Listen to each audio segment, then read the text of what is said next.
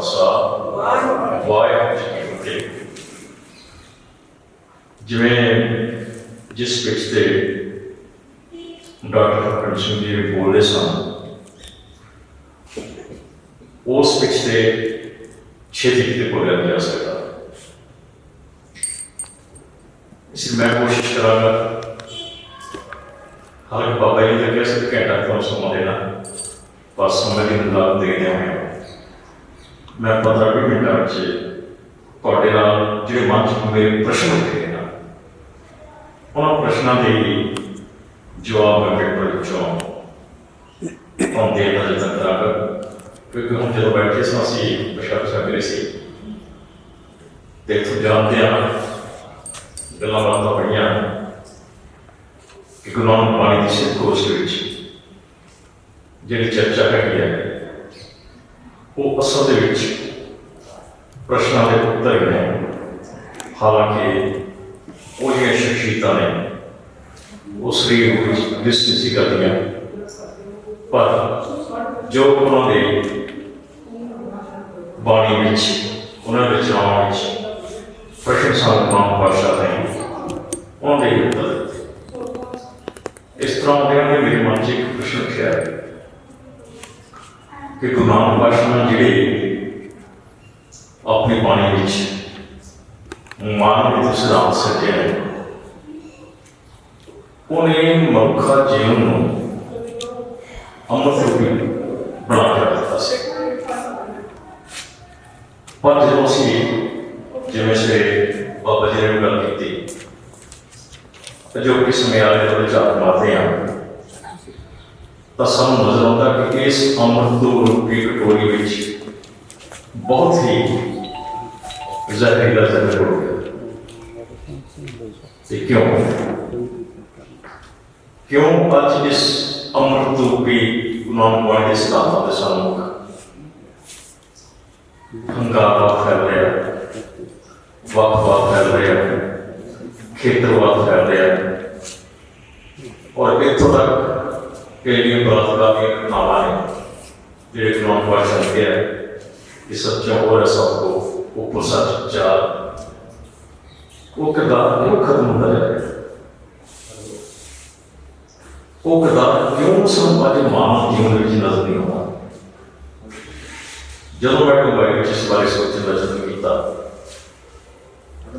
तो मैंने एक सच्ची गल है कि इसका सब तो बड़ा प्रमुख कारण यह है कि जिहड़े गुरु नानक पातशाह ने सानूं सिद्धांत दिते असीं उन्होंने समझने का यत्न नहीं किया, उन्होंने अपने जीवन से लागू करने का यत्न नहीं किया। यही कारण है कि अज ਜਿਹੜੇ मतलब कि मानव जीवन के खुशबूदार बूटे सन, जिन्होंने ये गुरु नानक पाणी के सिद्धांत सदभा हरिया भरिया रख सकते सन, वो असीं विसरा दिते। जिन्होंने कि मुड़ जिहड़ा है जिवें मेरे भी डॉक्टर हरभजन सिंह गल करके गए सानूं मतलब कि समझण ते सोचण दी लोड़,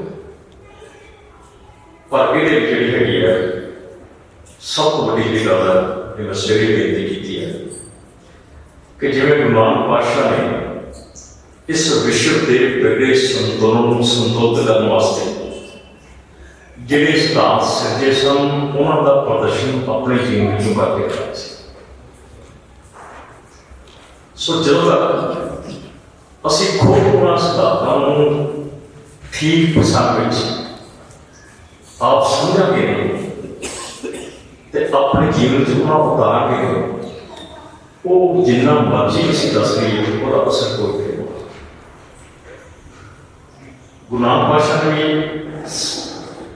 उन्होंने तो बाद पंजवें पातशाह ने पंक्ति है कि पहले मंत्र बोलो अपना ते पातशाह हो जाओ, फिर सेवक सिख पूजन सब आवे ते सब गावे हाथा उत्तम बाणी। पर गुरु साहब ने बड़े स्पष्ट कहते एक गल में सुन लो, पर गावया सुनया तिनका हर थाएं पावे जिन सतगुरु की आज्ञा सत सत कर माने।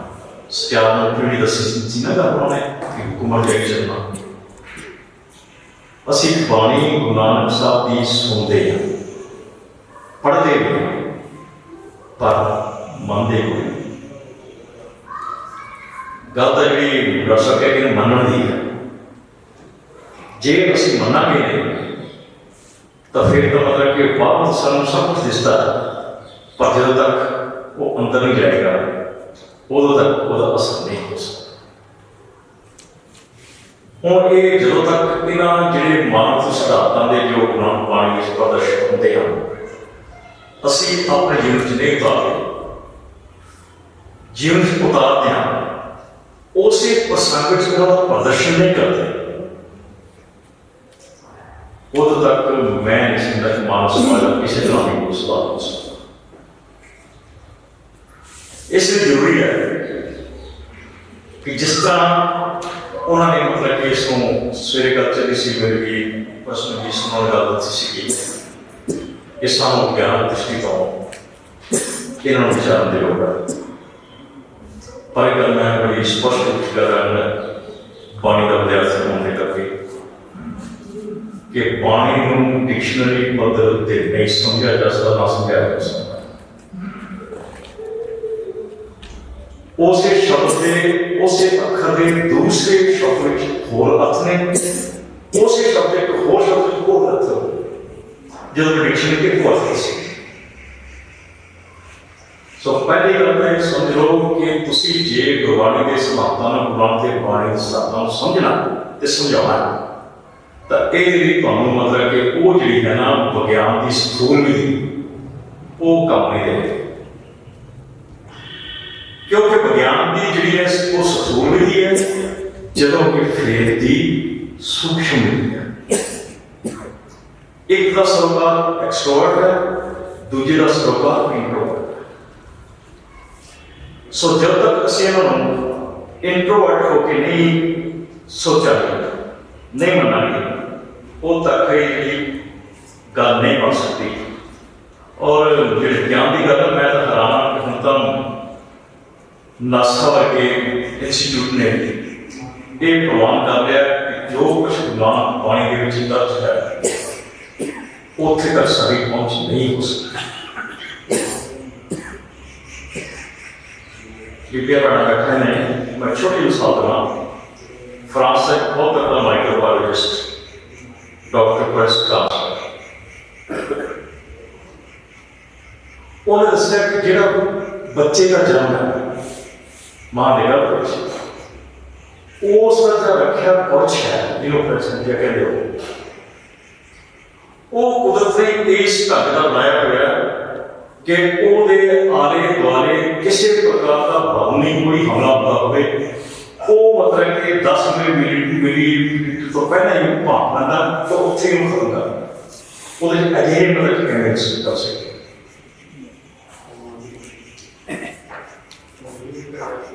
ਹੈ ਜੀ। ਜਿਹੜਾ ਮਾਤਾ ਦੇ ਗਰਭ ਦਾ ਹੈ ਅੰਦਰ, ਜਿੱਥੇ ਜਠਰ ਲੱਗਣੀ ਹੈ, ਲੋਹਾ ਵੀ ਪਸੰਦ ਹੋ ਜਾਂਦਾ, ਪਰ ਉੱਥੇ ਬੱਚੇ ਦੀ ਪਾਲਣਾ ਹੋਵੇ ਕਿਵੇਂ? ਕਿਉਂਕਿ ਉਹਦੇ ਆਲੇ ਦੁਆਲੇ ਜਿਹੜਾ ਰੱਖਿਆ ਕਵਚ ਕੁਦਰਤ ਨੇ ਬਣਾਇਆ ਹੋਇਆ, ਉਹਦੇ ਤੇ ਸ਼ਕਤੀ ਹੈਗੀ ਹੈ ਕਿ ਉਹਦੇ ਤੇ ਕਿਸੇ ਕਿਸਮ ਦਾ ਕੋਈ ਵੀ ਬਾਹੂ ਜਿਹੜਾ ਹੈਗਾ ਤੰਤਰ, ਅਗਰ ਉਹਨੂੰ ਨੁਕਸਾਨ ਕਰਨ ਜਿੱਦਾਂ ਕਰੇ ਤਾਂ ਉਸ ਤੰਤਰ ਨੂੰ 10 ਮਿਲੀਲੀਟਰ ਦੀ ਦੂਰੀ ਤੇ ਖਤਮ ਕਰ ਨੇੜੇ ਨਹੀਂ।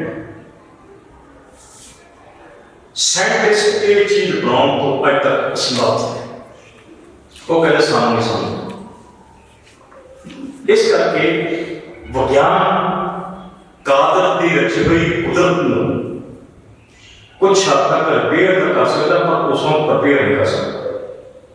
This is right. ਅੱਜ ਤੱਕ ਜਿਹੜੇ ਲਿਮਸ ਦੂਜੇ ਬਣ ਜਾਂਦੇ ਨੇ, ਉਹਨਾਂ ਵਿੱਚ ਉਹ ਸ਼ਕਤੀ ਨਹੀਂ ਜੋ ਕਿ ਕੁਦਰਤ ਦੇ ਬਣਾਏ ਹੋਏ ਇਹਨਾਂ ਜਿਹੜੇ ਅੰਗਾਂ ਦੇ ਵਿੱਚ ਹੁੰਦੀ।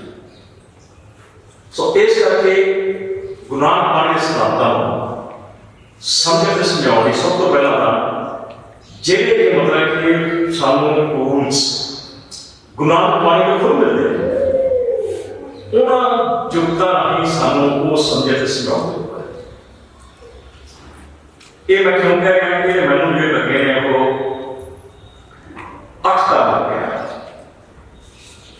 नंबर एक मैं तुहाडे एक मिनट साझे करना। पहली गल तो है कि गुरु नानक साहब ने ये जिहड़े हैगे आ सिद्धांत सिद्धांत ये सारे नॉलेज प्रश्न उठना पएगा। जिवें कि सवेरे गल होई सी उस समय की जिहड़ी स्थिति सी जिहदा जिक्र आसा दरबार दे विच माल दी बात विच कुछ हद तक मुलाब दी बात विच जिहड़ा उस समय का संकाल का जो दृश्य है प्रजा दी ज्ञान है ये सारा कुछ जो है काफी लंबा मैं नहीं दोहरावांगा। उस स्थिति गुरु नानक साहब ने सब तो पहला समझा कि जिन्नी देर तक कोई मैं अजिहे मनुख की घाट नहीं करता जेड़ा कि मतलब हर पक्षों सचारा हो गए उन्नी देर तक इस समाज का कल्याण नहीं हो सकता। सो उस सचारा करने वास्ते उन्होंने की किया कि सब तो पहला था सवेरे भी गल हुई सी बिखरे हुए धर्म एक जी परिभाषा दी। एक गल समझ लो धर्म का धर्म एक वो धर्म दृढ़ है सच है जे वर्णमान है वो कहते मेरी गल समझ बुरा भला को किसको कही है जहां सगे ही माने जो तो ब्राह्मण भी सब क्या इसमें गुरु नानक साहब भी कहते अगे जातना जो है अगे जीवना सो कदा परमाणु कदी जातना किस बेसिस से बनाना कदा खेतरवाद कदा भाषावाद कमाल की गल गुरु नानक पातशाह ने इंनियां उदासियां कीतियां जिवें सवेरे डॉक्टर ने दस्सिया सीगा कि इन्ना देशां च गए हैरानी की गल कि गुरु नानक पातशाह ने जाकर जे कहवा किया तो उन्होंने बोली की समझ होगी कि गुरु नानक पातशाह बोली की उन्होंने समझाने की आस होगी कि उन्होंने कि अपने मेहनत करने तैयार कि असं इन्ना ज्ञान हासिल करने तैयार। दसम पातशाह ने एवं इसी पांच सिंह उत्थे बनास के लिए क्या संस्कृत पढ़ते हो क्यों ज्ञान जिथों लगे उतों प्राप्त करना चाहिए। गुरु नानक पातशाह ने कहा सी शांत पीछे बना के इशारा करना चाहिए जरूरी फिर तो सारे गलों चंगिया पर कुछ तो होंगे। बाबा फरीद ने एवं से कहता काली कोयल जो काली चीज किस्म चंगी लगी काली कोयल कितने को तेरे केड़ा कोण जिसमें तू काली गुण नजर आया ना वो कालेपन से गुण नजर आ गया। सो इस करके गुरु नानक पातशाह ने सब तो पहला मनुख को हर किस्म के बंधनों को मुक्त किया। कोई धर्म बंधन नहीं कोई जात बंधन नहीं कोई जिहड़ा है भाषा बंधन नहीं हर मनुख जिहड़ा हैगा हर तरह दे गुलामी तो मुक्त है। सब तो पहले उन्होंने कहते कि उन्होंने गल समझाती क्योंकि जब पहला सवेरे में बेनती की पहले धार्मिक आत्मा ने लोगों को डराया धमकाया पर गुरु नानक पातशाह ने उन्होंने लॉजिक पद्धति समझाया ते करना है। सो एक तरीका दूजा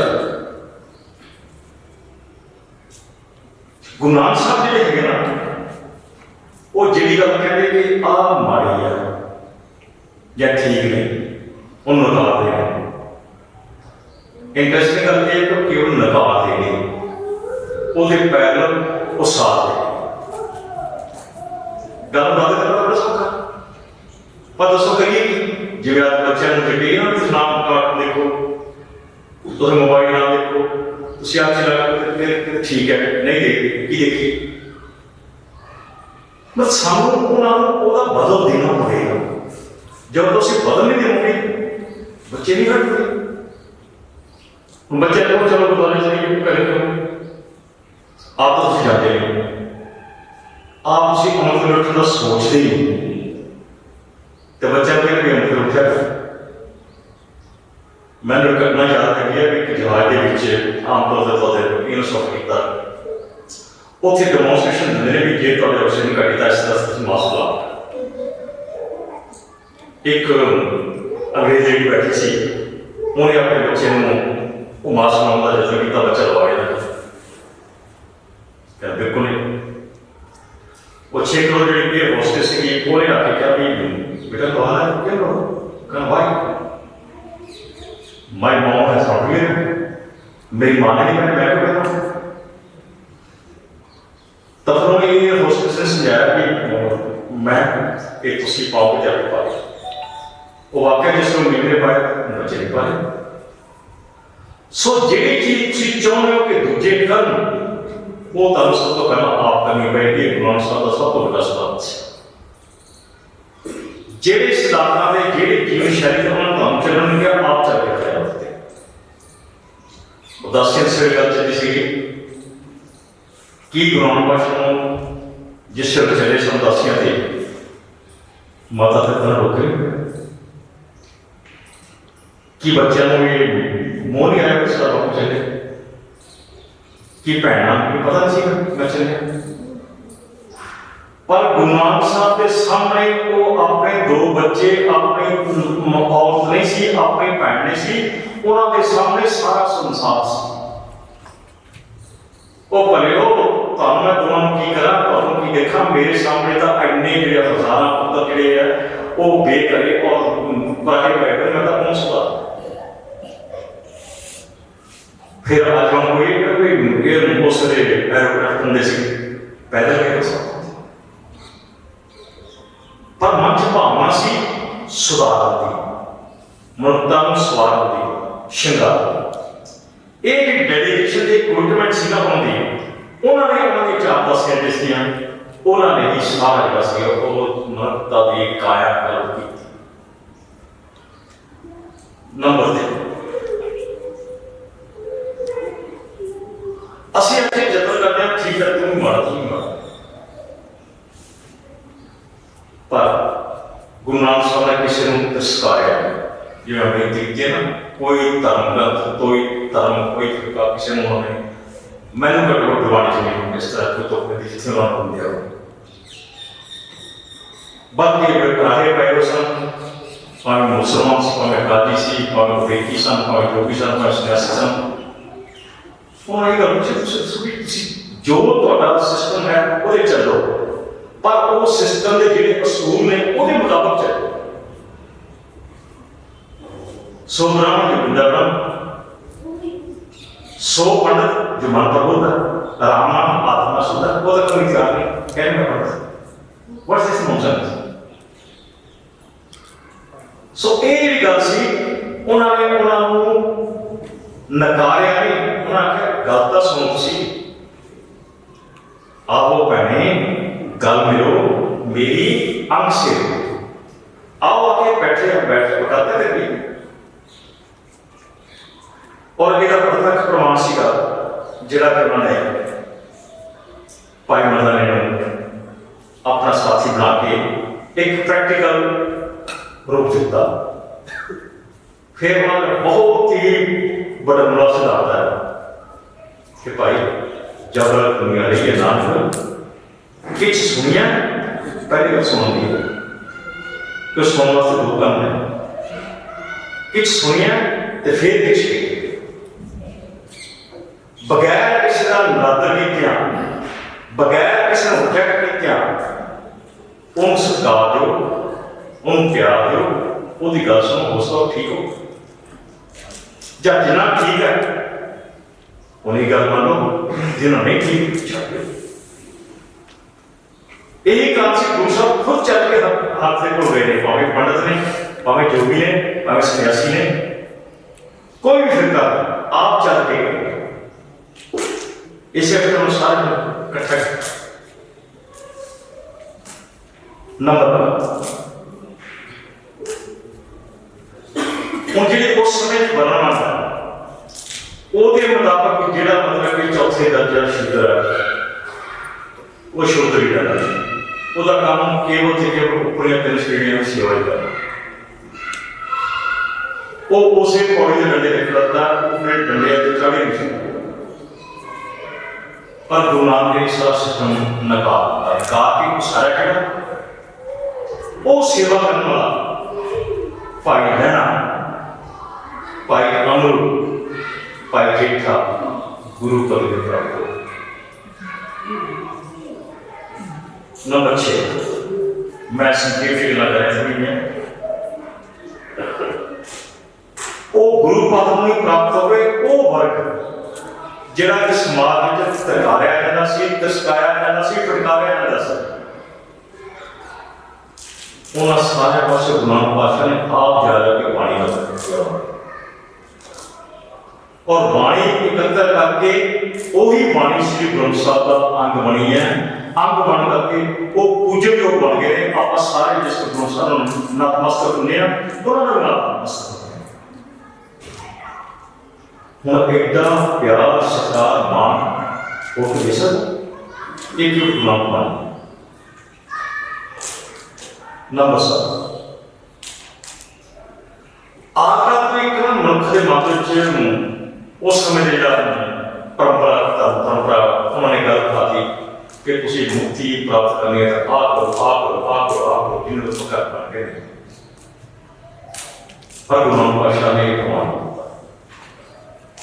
उन्होंने कोई मुक्ति नहीं, कोई बैठक नहीं, कुछ नहीं है, सब क्षेत्रीय जड़ी गल डॉक्टर कह के ने ये जग सच्चे की है कोठड़ी सच्चे का विश्वास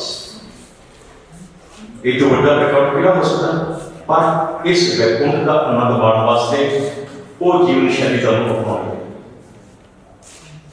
उस जीवन शैली को अपनाने का सब तो बड़ा रास्ता वो हैगा कि अपने जीवन को हौमै मुक्त करो, हौमै ग्रस्त करो। आई गुरु प्रश्न किया कि चारे वेद होए सचार प्रोवाइडेड पढ़े मैं 3-4 विचार एक करने तो बाद भी भाव भगत कर नीच सदाए नीच का मीन्स नीवी वाले निमरता वाले तो नाम मुखंतर पाए मुक्ति का मिलेगी। ये एज उसी पंडे से चलो।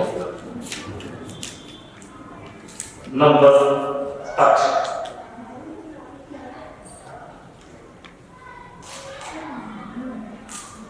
जी सब तो एक रेवोल्यूशन है अपने भाषा में इस मान की वो सी बेपत हो चुकी की जा रही है। माफी मंगा का आज भी कर कोई वो सी और दी तो दिशा गुरु नानक पातशाह का नाम एक कहता कि सो क्यों मंदा आखिया जे जमा लाना इदा असर का पीर कर गया एक सौ के दर खालसा तक भी इस चीज का संचरता मिलती है इतिहास में।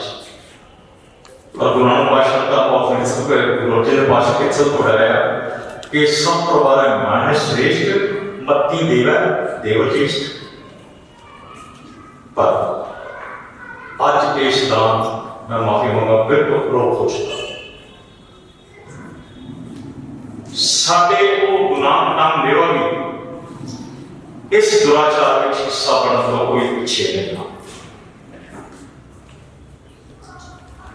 उन्होंने नाम भी उसी तरह ही आते हैं जिम्मे बाकी है।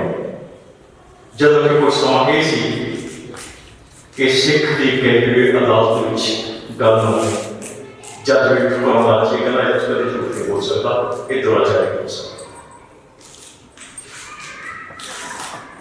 सो ये मतलब जी है स्थिति बदलती हो।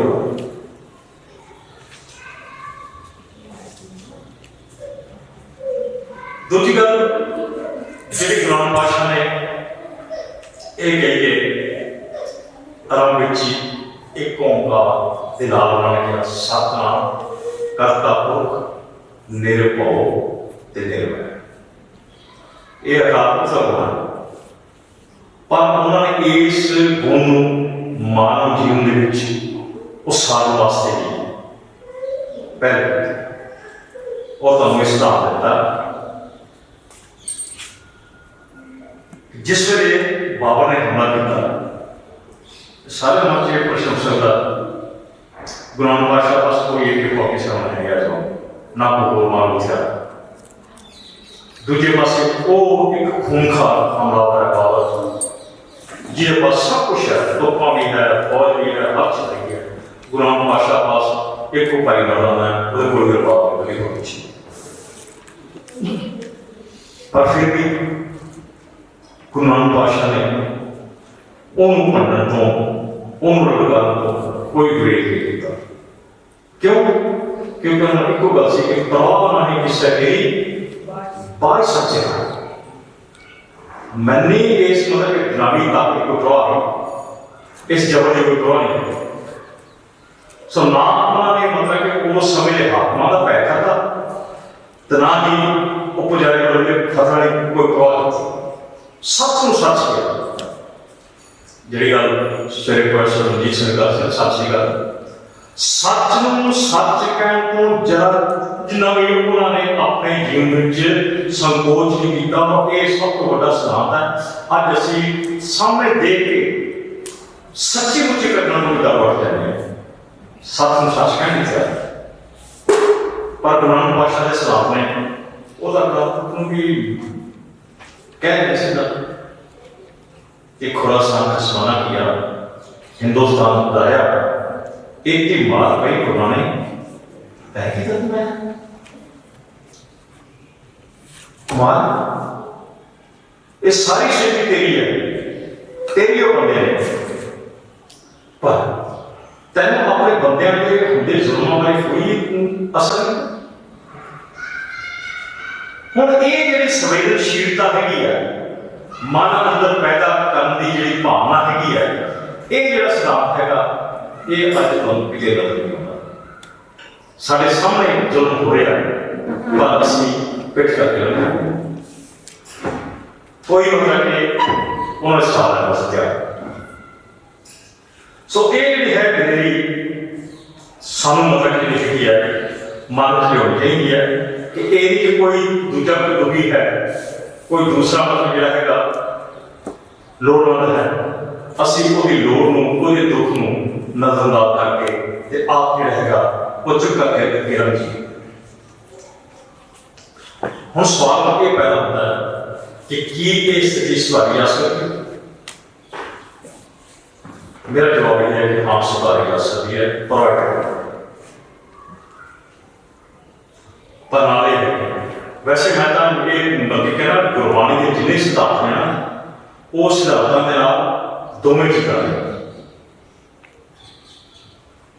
जे नाल किस ज्यादा हो रही है कि पूरा तजर्बा प्रोवाइडेड हुक्म जाए चलता। सो इस तरह मैंने भी लगे कि ये सारा कुछ सुधारा जा सकता है कि जेकर